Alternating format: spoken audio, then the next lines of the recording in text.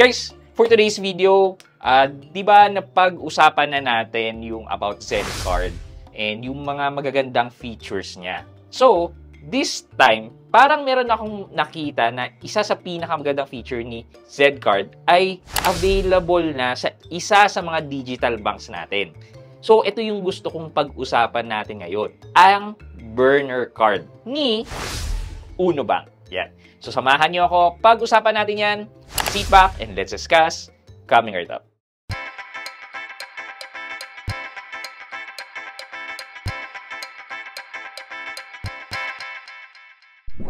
Hi guys, this is Pat and you're in Pat Quintos Review TV. So if you're new here to my channel, I do reviews about personal finance na meron ako experience at ginawa ko na ng videos and playlists na makikita nyo dito sa taas. At kung bago ka dito sa channel ko, you may want to consider subscribing to my channel. Okay guys, so ayun na nga. Kung maalala nyo, itong video ko about Zcard, ito yung pinaka gusto kong naging feature ni Zcard, which is ito. Ayan, burner card. Yun na nga yung na-discuss natin kanina. Yung just need to make one-time purchase and then delete the card. Diba? Once na-delete mo na yon, kahit malik yung information na yon, hindi na siya magagamit. Yan. So, the burner card feature. So, diba, sa Zcard is pwede ka mag-create ng single charge or single use na credit card. Pwede ka rin mag 24 hours time dependent. So, after 24 hours, mag-expire siya. And pwede ka rin naman mag-create ng for specific purpose na i-close mo kung kailan mo gusto. So, eto na nga. Meron si Uno Bank. Same feature, though hindi siya single use, hindi siya time dependent, but you can just close the card and get a new virtual card. Ayan. So, nagulat ako dito kay Uno Bank kasi nung chine-check ko siya, sabi ko, bakit ang dami kong virtual card? So, parang 5. Dati nag-iisa lang siya. Pero nung ngayon nakita ko 5 na. Bakit ganito kadami? And then, nag-search ako over their website about the virtual card. So, ito yung sinasabi nung chinek ko yung website ni Uno Bank. So, ito yung virtual and physical card daw. Ayan, enjoy quick, convenient, and secure payments with Uno Debit Master Virtual and Physical Card. So, yung virtual card, yan, get a free Uno debit card in 3 easy steps. So, just deposit daw at least 100 pesos to your Uno Ready account and then click Access My Card and click Activate Virtual Card. Ay, pero, wow, check nyo to. Ang ganda, oh. Ang ganda ng kulay ng ng debit card ni Uno Bank, oh. Ganda ng itsura. Promise. Kulay itim. Sabi niya, the first numberless card in the Philippines. Parang hindi naman. Una ko nabalitaan na numberless card ay C-Bank. Pero Uno Bank, hindi pa nga niya nire-release eh. Paano siya yung naging una? Ewan ko. So, yun yung claim niya. So, ito, kung ano yung nandito sa website nila na My Card, yan lang yung nakita ko dati. Pero, hindi pa available dito ngayon yung about 5 virtual card na sinabi ko kanina. So, tingin tayo. Oo, wala. Walang sinasabi about virtual cards. Tingin tayo sa FAQ. Virtual debit card ito. So, what is Uno Virtual Debit Card? Na-explain ko na naman kung ano yan. What can I do with my Uno Virtual Card? So, basically, ATM, pero parang charge card na transaction mo is online. So, i-enter mo yung 16-digit, yung CVC, and then yung expiry date. Tapos magte-text siya ng OTP. Yun. Basically, ganun yung transaction. Ito, are there any fees for the Uno Virtual Mastercard? It's totally free. The Uno Virtual Debit Mastercard is free with every Uno Ready account with a deposit of at least 100 pesos. Okay. So, ito yung nakita ko. Ito yung hinanap ko talaga. Are there any Uno Virtual Debit Mastercard replacement charges?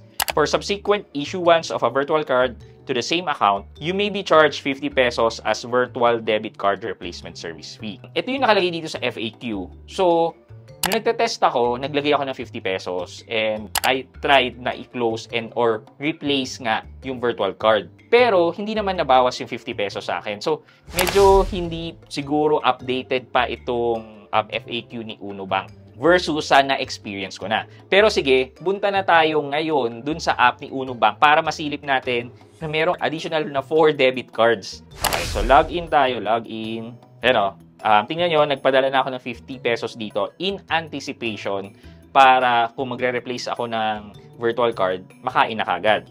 So punta tayo dito sa My Card. Ayan.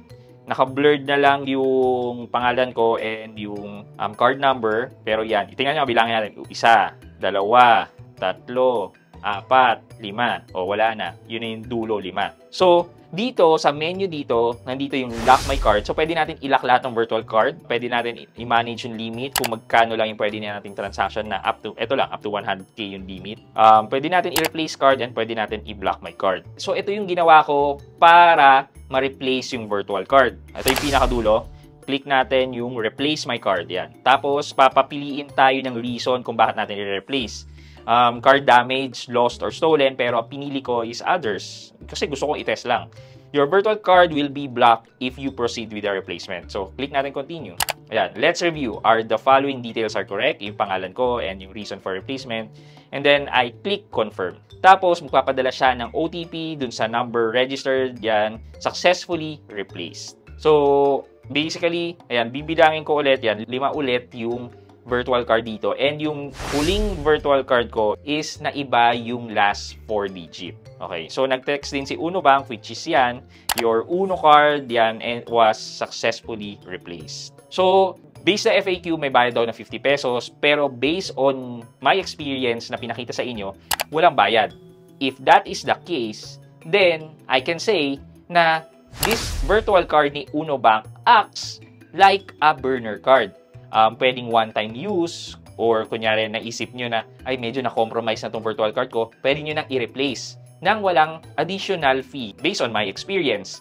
So, hindi pa natin alam kung i-implement nila yung additional fee o ito na ba yung bagong patakaran nila na you can replace your virtual card without additional charges. So, again, para saan ba itong burner card natin? Yung burner card, ang laki ng, ng matutulong yan sa atin for our security. Kasi, kunyari, magtatransact tayo online and hindi tayo comfortable sa pinagtatransact natin, pwede maging one-time transaction lang yon. So, i-enter mo yung details mo doon. Pag natanggap mo na yung in-order mo or yung goods mo, pwede mo nang i-block yung card or i-replace yung card. Meaning, kahit i-access nila yung card mo dahil na-enter mo yung information mo doon sa site nila, hindi na siya gagana dahil na-replace na yung virtual card na yon. Pwede rin naman dahil 5 itong virtual card mo na nandito sa'yo, pwede mo i-assign, itong unang card na yan, gagamitin ko yan for order sa Shopee. Itong pangalawang card, order sa Lazada. Itong pangatlong card, bills payment. Itong pang-apat na card, Grab. Ganyan, and etc. Bakit mo naman kailangan i-separate yung cards? Well, hindi ko rin alam. Hindi. More on mas madaling pag-trace ng mga expenses mo. So, you would know na on this card, pang Grab lang yan. So, nakikita mo kung ano ba yung mga charges ng Grab. Makikita mo dyan. Mas madaling hanapin yung transaction. So, yun yung isa sa purpose ng maraming burner card. Parang ganun. Pero, iisa lang naman yung balance. So, naka-attach lang yung mga cards na yon dun sa inyong isang bank account. Para sa akin talaga, napakaganda na itong feature, lalo na nang in-implement ito ni Zed sa credit card. Yung debit card kasi more on nandun na yung pera mo. So kung hindi ka naman nagbabangko doon ng malaki, hindi ganun ka-appealing sa'yo yung virtual card. Pero kunyari, si Uno Bank is yung main bank mo, dyan nakalagay yung malaking pera mo, well, it makes sense na marami kang virtual card, mas okay siyang gamitin. Pero katulad ni Zed, na credit card naman siya at malaki ang nabigay sa aking credit limit, then mas okay ang pagmamanage ko na alam ko na itong virtual card na to ay pang Shopee lang.